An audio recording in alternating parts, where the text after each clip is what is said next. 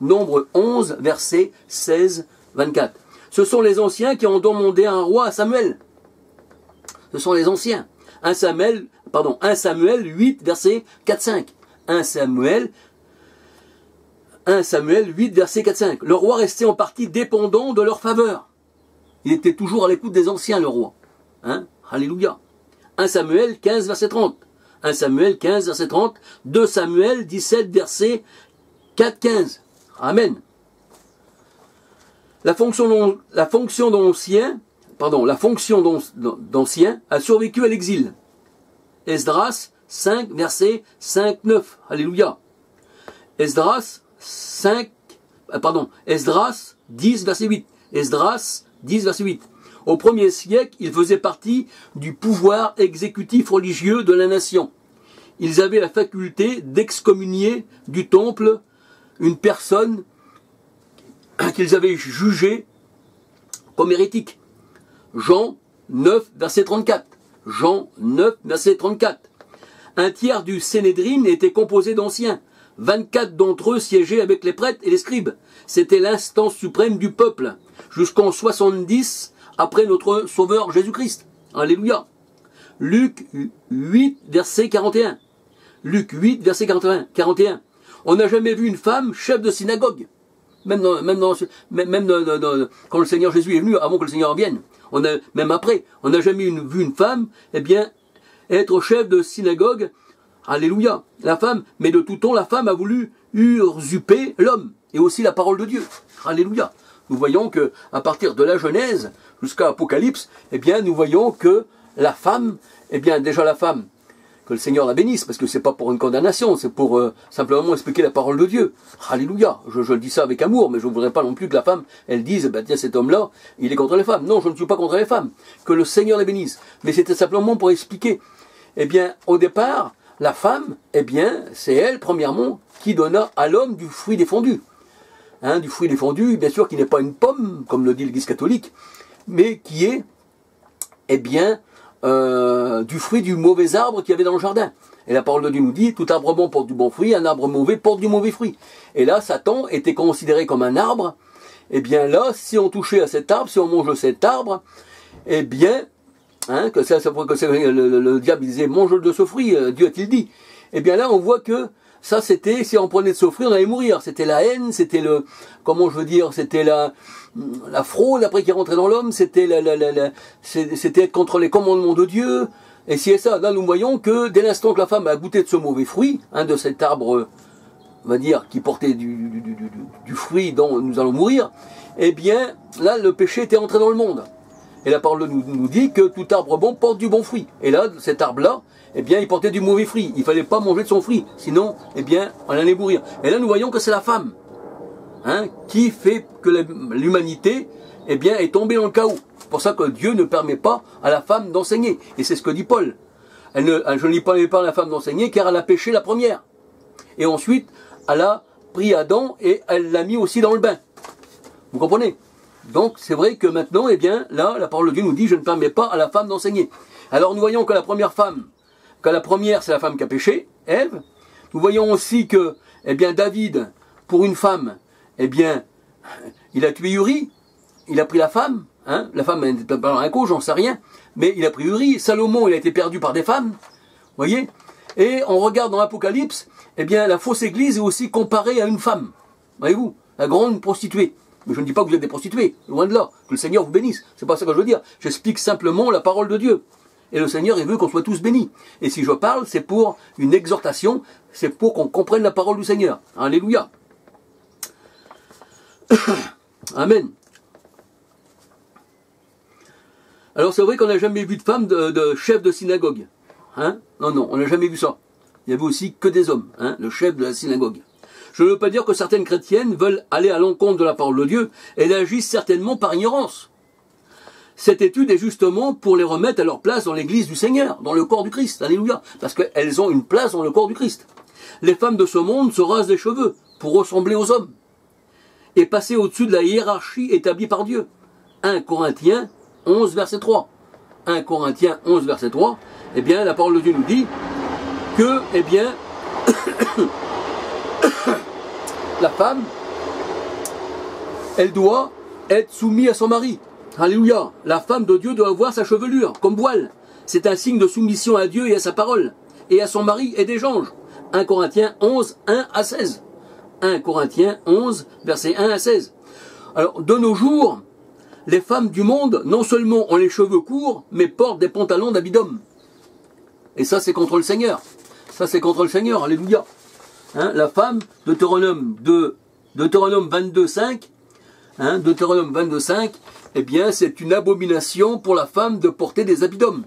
Et pour l'homme, une abomination de porter des habits de femme. Et pour l'Éternel, c'est une abomination. Alléluia. De nos jours, nous voyons les femmes dans des engins de travaux publics, à faire des moteurs, à avoir des galons. Et c'est même des chefs, des fois de gendarmerie, commandants de l'armée. Et l'homme, lui, eh bien, il tricote. L'homme, lui, il fait les biberons. Et l'homme, des fois, mais excusez-moi du peu, je suis obligé de le dire, des fois, il met des petites jupettes. Et pourtant, le Seigneur, eh bien, il dit qu'aucun efféminé ne rentrera dans le royaume des cieux, et ni aucun homosexuel. Comprenez-vous? Et de nos jours, nous voyons, eh bien, des pasteurs protestants qui se disent pasteurs protestants homosexuels. Alors que, eh bien, le Seigneur, déjà, c'est une abomination. On ne peut pas être pasteur homosexuel, ni efféminé. Car le Seigneur nous dit, aucun efféminé, déjà, bien sûr, même s'il n'est pas homosexuel, n'héritera pas du royaume des cieux. Alors si l'homosexuel, là, c'est carrément la perte. Comprenez? Alléluia.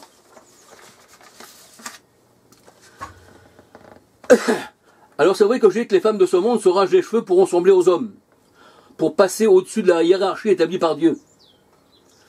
De nos jours, les femmes du monde, non seulement ont les cheveux courts, mais portent des pantalons d'habits d'homme. Avec des fois, s'ils sont gendarmes ou policières, elles ont un revolver. Ça, c'est dominer sur l'homme. C'est prendre la place de l'homme. Avoir un pantalon d'homme pour une femme, c'est se considérer comme un homme. Et en plus, les cheveux coupés. Et l'homme, lui, le contraire, il a les cheveux longs et il a des petits talons à aiguille. Alors que c'est carrément contre le Seigneur. Ça, c'est pas l'homme fait à l'image de Dieu, ni la femme faite à l'image de l'homme, mais qui aussi est faite à l'image de Dieu. Ah non. Alléluia. La femme qui porte des habits masculins est en abomination à l'Éternel. Deutéronome 22, verset 5. Alléluia. Mais Sarah, Sarah, femme d'Abraham, ça c'était une personne qui marchait avec le Seigneur. Et la parole de Dieu nous dit que Sarah, eh bien, elle a des filles. Alléluia. Sarah, elle a des filles. Tous les chrétiennes sont filles d'Abraham, filles de la femme d'Abraham. Alléluia. Alors Sarah, reconnaissant son mari comme Seigneur, alléluia, eh bien, Sarah l'appelle son Seigneur, son mari, alléluia. Alléluia. Nous voyons une femme là qui est vraiment, eh bien, soumise à son mari. Elle l'appelle son Seigneur, alléluia. Genèse 18, verset 12. La femme a été créée pour l'homme et non l'homme pour la femme. L'homme est fait à l'image de Dieu, la femme est faite à l'image de l'homme. Ainsi l'homme est fait à l'image de son Dieu et adore son Dieu. La femme fait à l'image de l'homme l'appelle son Seigneur. Éphésiens 5, versets 22 à 24. Alléluia. Mais aussi la femme, elle est faite aussi à l'image de Dieu. Alléluia. Parce qu'elle est faite aussi à l'image de l'homme. Le nom Seigneur, ce qui se dit en hébreu Adon, ce qui se dit de celui qui a le droit de propriété. Alors comme Sarah appelait son Seigneur, c'est-à-dire Abraham, Adon, ça veut dire qu'il avait le droit de propriété. Et la femme porte le nom du mari, et aussi les enfants. Et quand il y a quelque chose qui se passait dans la maison, dans les temps un peu anciens, eh bien on disait où il est le mari. On ne disait pas où est la femme, on voulait parler avec le mari, parce qu'il était le chef de la maison. Aujourd'hui, ce n'est plus ça, c'est tout le contraire. La loi de Dieu est bafouée dans tous les bords. Alors le nom du Seigneur se dit en hébreu Adon, se dit de celui qui a le droit de propriété ou d'exercer un pouvoir absolu. Ce principe s'applique d'abord à Dieu, Adonai. C'est lui le Seigneur qui a tous les pouvoirs, alléluia. Gouverneur de la création, psaume 97, verset 5.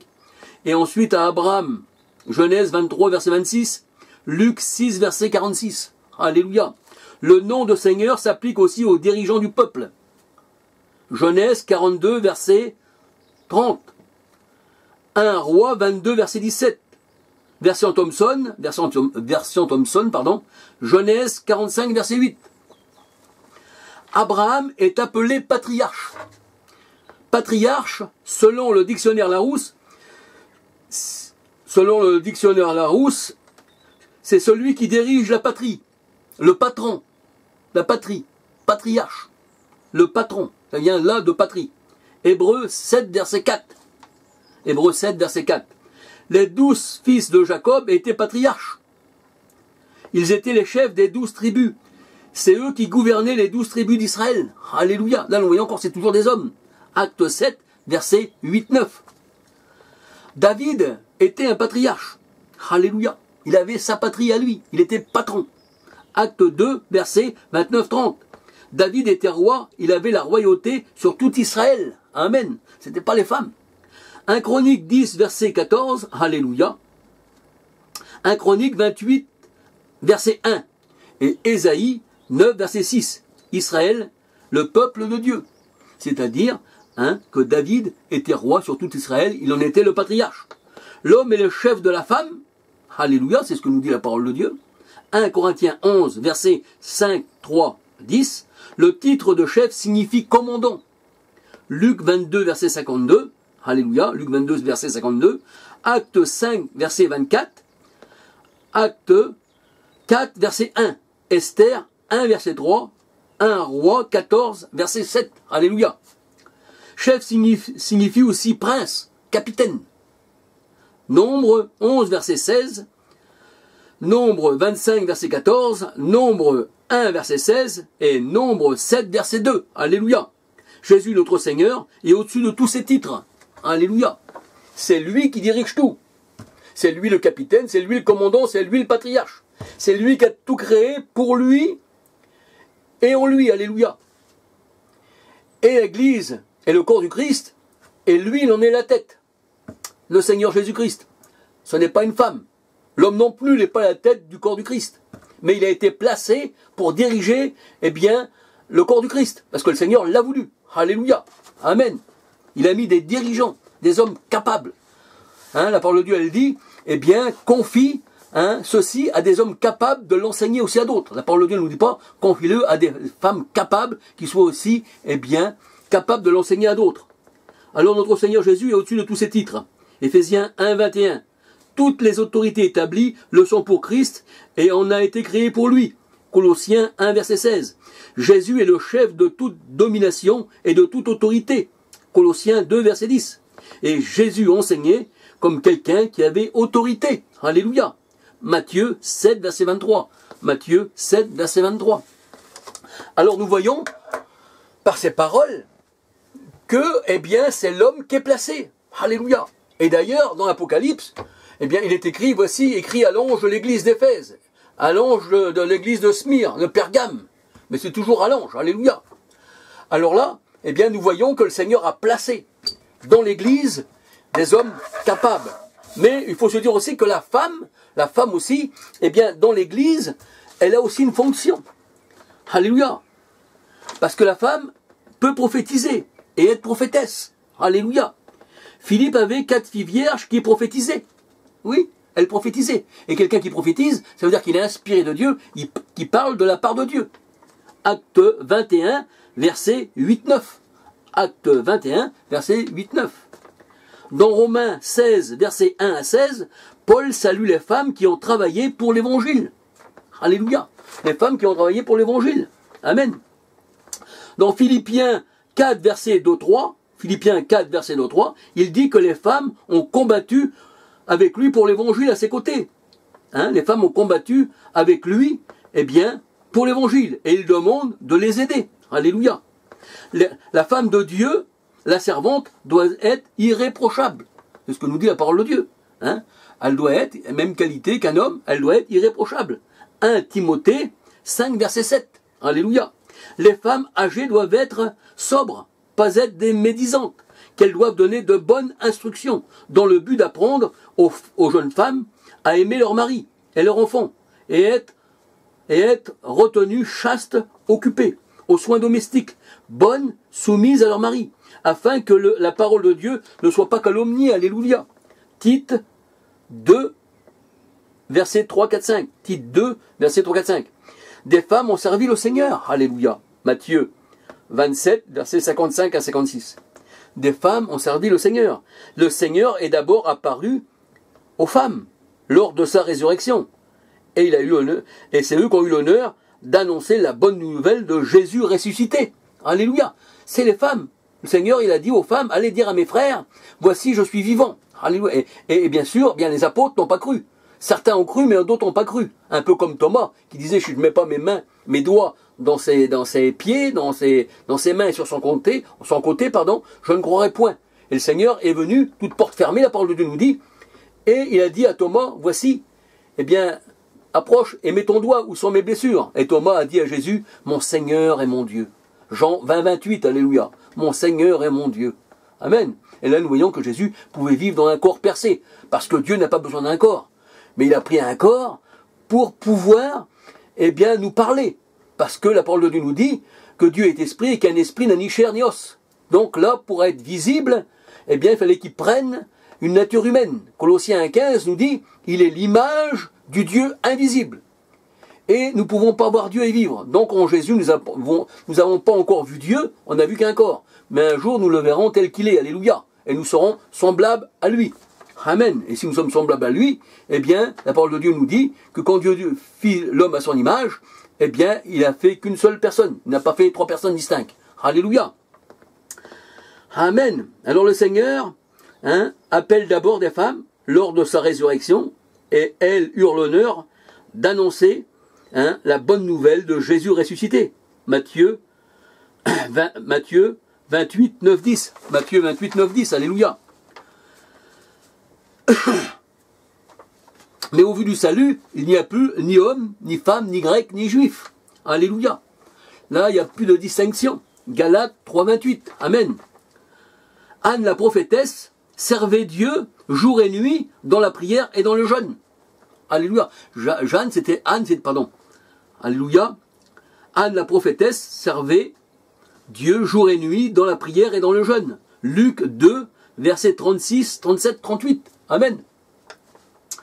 Alors, il ne faut pas confondre entre enseigner et prêcher. Parce que les gens confondent. Et ils disent la femme, elle n'a pas le droit d'enseigner.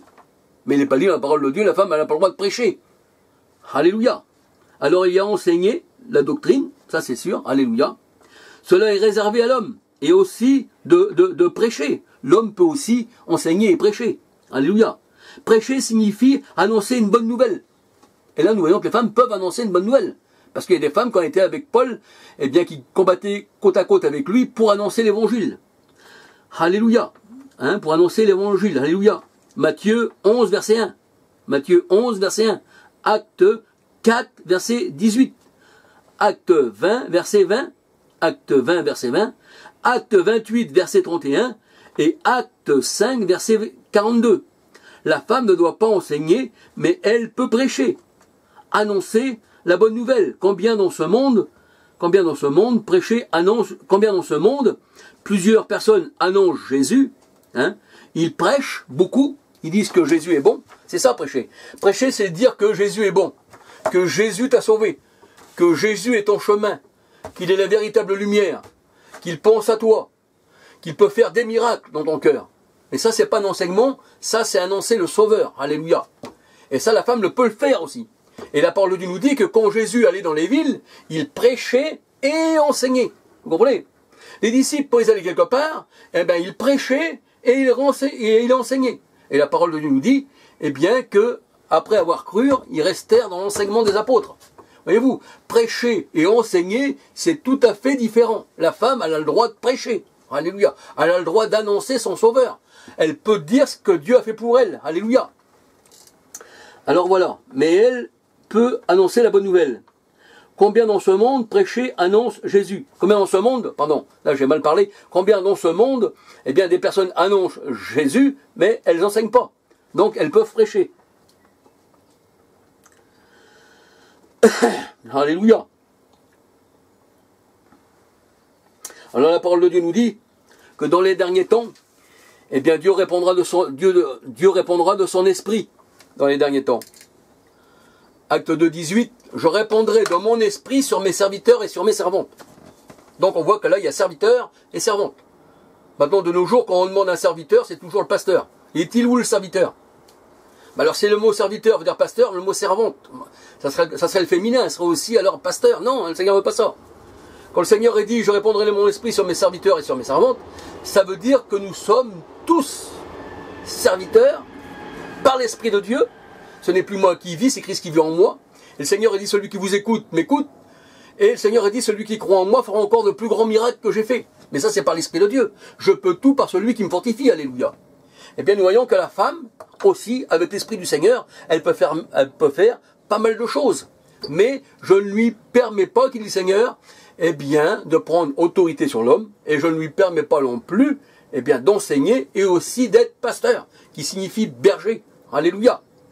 Et quand nous regardons la liste des dons, que le Seigneur nous a donné, les dons, dans 1 Corinthiens 12, dans tout 1 Corinthiens 12 jusqu'à la fin, on peut voir que c'est un corps et que Dieu a institué dans l'Église, eh bien, toutes sortes de personnes. Il y a ceux qui ont le don des guérisons.